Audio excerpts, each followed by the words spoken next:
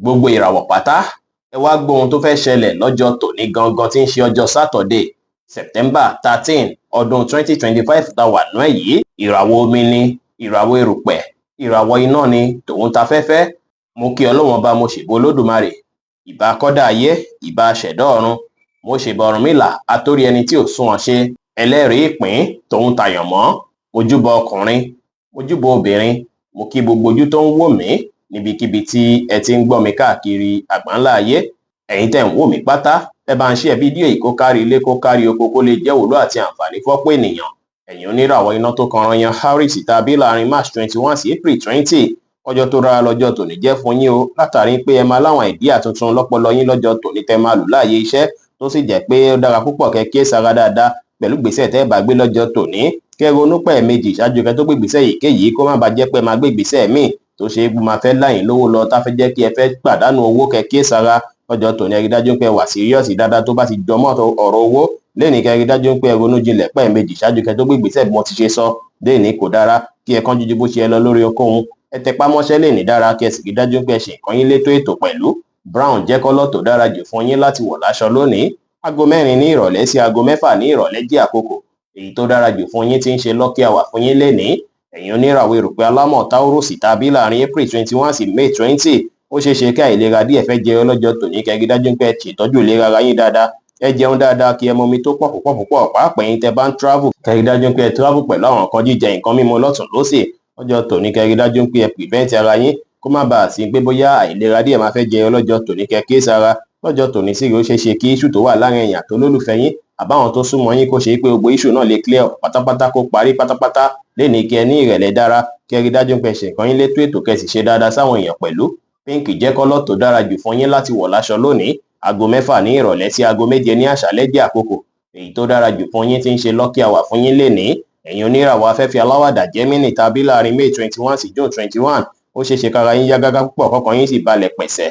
Gbogbo nǹkan tó ń ṣẹlẹ̀ lẹ́nìí máa tẹ́ yín lọ́rùn. Àwọn ìṣòro kan tí ẹ ti ń kojú láti bí ijọ́ mẹ́ta, ó ṣeé ṣe kí gbogbo ẹ̀ kó yanjú pátápátá. Ó wá ṣeé ṣe kí ọ̀pọ̀ yín dàbí ìgbà pé láti ijọ́ mẹ́ta lẹ ti wà lonely bí ìgbà pé kò sẹ́ni tó fẹ́ dá sí yín. Àwọn èèyàn máa wá support yín dáadáa lẹ́nìí o, mọ̀lẹ́bí á support yín, ọ̀rẹ́ á kún yín lọ́wọ́ dáadáa lọ́jọ́ tòní, tó sì jẹ́ pé tẹ́ bá nílò ìrànlọ́wọ́ látọ̀dọ̀ wọn kẹ́ rí dájú pé ẹ béèrè fún, kò sí wàhálà. Lẹ́nìí kẹ́ ṣàwọn nǹkan tá mú kí inú ìdùn káyọ̀ yín kún. Ẹ wà positive kí ẹ ní ìrètí pé gbogbo nǹkan ti dá. Ẹ gbọ́dọ̀ wọ aṣọ dúdú rárá lọ́jọ́ tòní o. Aṣọ dúdú ń ṣe kọ́lọ̀ tó bára wọn yín mu rárá lọ́jọ́ tòní, ṣùgbọ́n gbogbo kọ́lọ̀ èyíkéyìí tó kù lẹ lè wọ̀, pàápàá aṣọ funfun. Aago 3 kọjá ìṣẹ́jú 15 ní ọ̀sán sí aago 4 kọjá 30 ìṣẹ́jú ní ìrọ̀lẹ́ wá jẹ́ àkókò èyí tó dára jù fún yín tí ń ṣe lucky hour fún yín lọ́jọ́ tòní. Ẹ̀yin oníràwọ̀ omi agbára Cancer tàbí láàrin June 22 sí July 22, ó ṣeé ṣe kó dàbí ìgbà pé nǹkan ò fi bẹ́ẹ̀ rọrùn fún yín lásìkò yìí, dàbí kó dàbí ìgbà pé ìbẹ́ lọ́kàn lè fẹ́ wáyé fún yín. Ó ṣeé ṣe kí ẹ ti máa face àwọn problem kọ̀ọ̀kan àbí challenges kọ̀ọ̀kan nú gbèsè ayé yín, ṣùgbọ́n kò sí bó tilẹ̀ hùn kó rí. Àwọn plan tẹ́ nìyẹn kẹ́ gbé síwájú báyìí, kẹ́ wá bẹ̀ sí iṣẹ́ lé lórí pẹ̀lú sùúrù, gbogbo ẹ máa padà rí bí ẹ ti ṣe ń fẹ́. Lẹ́nìí kẹ́ rí dájú pé ẹ wá gbogbo ọ̀nà láti rí dájú pé ẹ wá bí nǹkan ṣe fẹ́ yàtọ̀, bí nǹkan ṣe fẹ́ yí padà nú gbèsè ayé yín. Ẹ ní ìrètí gbogbo nǹkan ti dá, ẹ ní ìgbàgbọ́ ní kíkún nínú ara yín, ẹ wà positive kí ẹ sì mú sùúrù lò pẹ̀lú. Aago 2 kọjá 30 ìṣẹ́jú ní ọ̀sán sí aago 4 ní ọ̀sán jẹ́ àkókò èyí tó dára jù fún yín tí ń ṣe lucky hour fún yín lẹ́nìí, tí kọ́lọ̀ blue sì jẹ́ kọ́lọ̀ èyí tó dára jù fún yín láti wọ̀ láṣọ ní ọjọ́ tòní. Ẹ̀yin oníràwọ̀ iná tó gbóná riri Leo tàbí láàrin July 23 sí August 22, ó ṣeé ṣe lọ́jọ́ tòní kí ẹ ní ìgboyà dáadáa kára yín sì yá gágá púpọ̀. Ìròrí tẹ́ bá ní lọ́jọ́ tòní, reasoning faculty yín máa ràn yín lọ́wọ́ dáadáa láti yanjú àwọn nǹkan tó bá dàbí ìṣòro tẹ́ ti ń kojú tó dàbí ìgbà pé ó ti ń da ọpọlọ yín rú láti ijọ́ mẹ́ta. Lẹ́nìí kẹ́ tẹpá mọ́ṣẹ́, kẹ́ rí dájú pé ẹ ṣe dáadáa sáwọn èèyàn, kí ẹ sì ní ìrẹ̀lẹ̀. Bẹ́ẹ̀ sì ni kí ẹ wà determine ibi tẹ́ bá kọjú sí náà ni kẹ́ kọjú sí tẹ́ fi ṣàṣeyọrí. Aago 2 kọjá 30 ìṣẹ́jú ní ọ̀sán sí aago 4 ní ọ̀sán jẹ́ àkókò èyí tó dára jù fún yín tí ń ṣe lucky hour fún yín lẹ́nìí, tí kọ́lọ̀ green sì jẹ́ kọ́lọ̀ èyí tó dára jù fún yín láti wọ̀ láṣọ ní ọjọ́ tòní. Ẹ̀yin oníràwọ̀ erùpẹ̀ funfun Virgo tàbí láàrin August 23 sí September 23, ó ṣeé ṣe kí ara dédé fẹ́ máa kan yín bákan lọ́jọ́ tòní. Ẹ gbìyànjú láti jìnnà sí gbogbo nǹkan tó jọmọ́ à ń kanra mọ́yàn púpọ̀ ju bó ṣe yẹ lọ, kó má bàa ṣàkóbá fún ìfọ̀kànbalẹ̀ yín pẹ̀lú àwọn tó rọ̀gbà yín káná pẹ̀lú. Lẹ́nìí ó ṣeé ṣe kí àwọn issue tó ti ń wáyé láti ijọ́ mẹ́ta kó máa jà ràn yàn lọ́kàn yín pé nǹkan báyìí ló ń ṣẹlẹ̀, nǹkan báyìí ló ń ṣẹlẹ̀. Ẹ mọ́kàn ara yín balẹ̀, ẹ má gbé ìgbésẹ̀ ní kánjúkánjú, ẹ má ronú sẹ́yìn rárá, ẹ má tàṣejù bo ohunkóhun. Ẹ fọgbọ́n àtòyé tọ́lọ́run fún yín báyìí kẹ́ fi ṣe ohunkóhun. Tí ẹ bá lè ṣe èyí, gbogbo nǹkan máa padà rí bí ẹ ti ṣe ń fẹ́. Orange jẹ́ kọ́lọ̀ tó dára jù fún yín láti wọ̀ láṣọ lónìí. Aago 2 ní ọ̀sán sí aago 3 ní ọ̀sán jẹ́ àkókò èyí tó dára jù fún yín tí ń ṣe lucky hour fún yín lọ́jọ́ tòní. ẹ̀yin oníràwọ̀ afẹ́fẹ́ má rí mi fín Libra tàbí láàrin September 24 sí October 23 ó ṣeéṣe lọ́jọ́ tòní kí ẹ máa ronú àròjinlẹ̀ ṣáájú kí ẹ tó gbé ìgbésẹ̀ èyíkéyìí. Lọ́jọ́ tòní ẹ máa rí ìyípadà ọ̀tun nínú ìgbésí ayé yín tó sì jẹ́ pé ó ṣeéṣe kí ẹ rí opportunity láti ní ìdàgbàsókè fún ìgbésí ayé yín pẹ̀lú.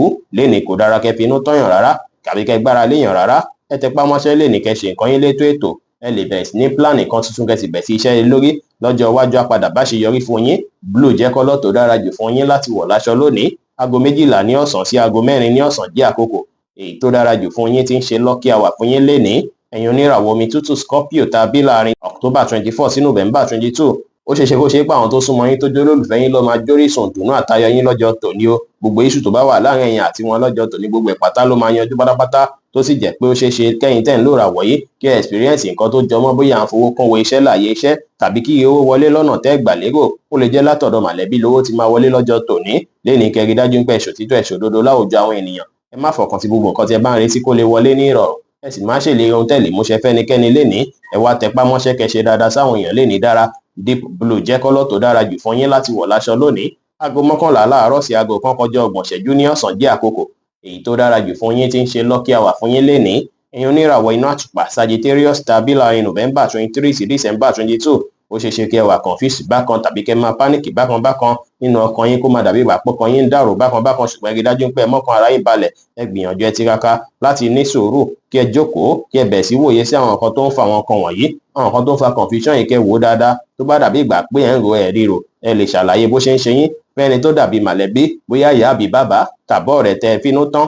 Wọ́n ṣeéṣe kí wọ́n ṣàlàyé nǹkan kan fún yín tàbí kí wọ́n bá yín sọ àwọn ọ̀rọ̀ kan tó ṣe é pátúmú kọ́kàn yín balẹ̀. Ìní kò dára kẹ́ sùn láì tanná sùn. Ó dára kẹ́ wá àkókò láti ṣe prayer dáadáa. Ó sì dára kẹ́ lọ àkókò àti ìgbà láàrin àwọn olólùfẹ́ yín lénìí. Red jẹ́ kọ́lọ̀ tó dára jù fún yín láti wọ̀ láṣọ lónìí. Aago 11 láàárọ̀ sí aago 12 kọjá 30 ìṣẹ́jú ní ọ̀sán jẹ́ àkókò èyí tó dára jù fún yín tí ń ṣe lucky hour fún yín lénìí. Ẹ̀yin oníràwọ̀ erùpẹ̀ eléruko Capricorn tàbí láàrin December 23 sí January 19 ó ṣeéṣe lọ́jọ́ tòní kó máa ṣe yín bí ìgbà pé kẹ́ṣẹ́ máa dúpẹ́ lọ́wọ́ àwọn tó ti ṣe yín lóore.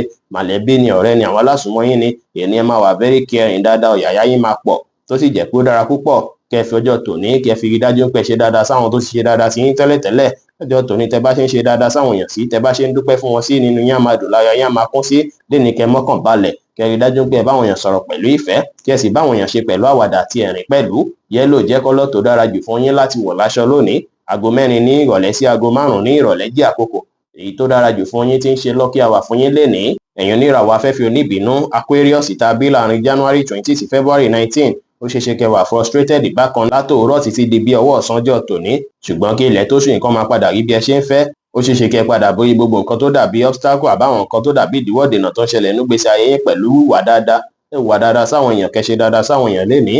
Ìfaradà tẹní àti sùúrù tẹní gbogbo ẹ máa ràn yín lọ́wọ́ tó ṣe pé ní ìgbẹ̀yìn ọkàn yín máa padà balẹ̀ pẹ̀sẹ̀ tẹ́ máa wà satisfied. Lọ́jọ́ tòní kẹ́ gbájúmọ́ṣẹ́ kẹ́ lè rore gbámú. Ẹ free mind yín kẹ́ wà positive kẹ́ sì create àkókò láti fi ṣe prayer pẹ̀lú. Aago 6 kù ìṣẹ́jú 15 ní ìrọ̀lẹ́ sí aago 7 ní àṣálẹ́ jẹ́ àkókò èyí tó dára jù fún yín tí ń ṣe lucky hour fún yín lénìí tí kọ́lọ̀ white sì jẹ́ kọ́lọ̀ èyí tó dára jù fún yín láti wọ̀ láṣọ ní ọjọ́ tòní. Ẹ̀yin oníràwọ̀ omi tí kì í ru Pisces tàbí láàrin February 20 sí March 20 ọjọ́ tòní ó ṣeéṣe kí nǹkan rere kó wọ́tọ̀ yín wá dáadáa o. Ẹ̀yin tẹ̀ ń ṣiṣẹ́ ọjọ́ tòní máa dára púpọ̀ ẹ máa yíge gbámú dáadáa. Ẹ ò lè rí dájú pé ẹ tún bọ̀ ń ṣakitiyan dáadáa. Ẹ sa ipá àtagbára yín láti rí dájú pé gbogbo nǹkan tí ẹ̀ ń fẹ́ láyé iṣẹ́ ó tó yín lọ́wọ́. Gbogbo ìtẹ́ bá ṣe lọ́jọ́ tòní á bí káwọn èèyàn dúpẹ́ kí wọ́n gbóríyìn fún yín dáadáa. Gbogbo eléyìí sì máa jẹ́ kí iṣẹ́ yín túbọ̀ tẹ̀síwájú. Lénìí ó dára kí ẹ múra dáadáa kí ẹ dórí lójú. Ẹ ṣe dáadáa sáwọn èèyàn lénìí. Ẹ báwọn èèyàn ṣe pẹ̀lú ìfẹ́ kí ẹ ní ìrẹ̀lẹ̀ kí ẹ sì rí dájú pé ẹ ṣe nǹkan yín létò ètò pẹ̀lú. Grey jẹ́ kọ́lọ̀ tó dára jù fún yín láti wọ̀ láṣọ lónìí. Aago 4 ní ìrọ̀lẹ́ sí aago 6 ní ìrọ̀lẹ́ jẹ́ àkókò èyí tó dára jù fún yín tí ń ṣe lucky hour fún yín lọ́jọ́ tòní. Bí ó ṣe jẹ́ nìyẹn fún gbogbo irúfẹ́ ìràwọ̀ 12 tó wà pátá. Ẹ̀yin tẹ́ ń wò mí pátá ẹ má gbàgbé pé Ọlọ́run bo Olódùmarè nìkan lọ́ba tó ní ìmọ̀ jùlọ. Ẹ̀yin tẹ́ fẹ́ ṣèwádìí onírúurú láǹfààní àti kàn sí wa ní WhatsApp 09033897161. Ire gbogbo á jẹ́ tiwa lónìí, lọ́sẹ̀ yìí, lóṣù yìí àti ní gbogbo ọjọ́ ayé wa láṣẹ Ìdùmarè. Ire o.